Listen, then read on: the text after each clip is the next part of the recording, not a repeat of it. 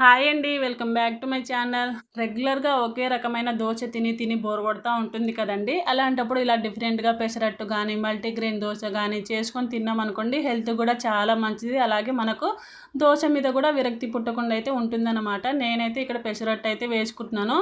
చాలామంది పెసరట్టు తింటే gastric form అయితది. అంటే పెసర్లు కదా కడుపు నొప్పి వస్తదేమో అని భయపడతా ఉంటారు. కానీ పెసర్లు చాలా మంచిది.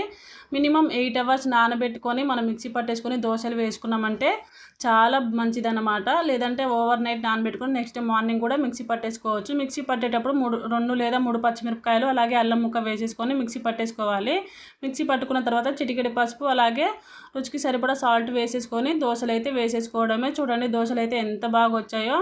అలాగే మీలో ఎంతమందికి పెసరట్టు ఇష్టమో కామెంట్లో కామెంట్ చేసేయండి. దీనికి కాంబినేషన్గా నేనైతే పల్లీ చట్నీ అయితే చేశాను. చాలా బాగా వచ్చింది. అలాగే వీడియో నచ్చితే లైక్ చేసి ఛానల్ని తప్పకుండా సబ్స్క్రైబ్ చేసుకోవడం మాత్రం మర్చిపో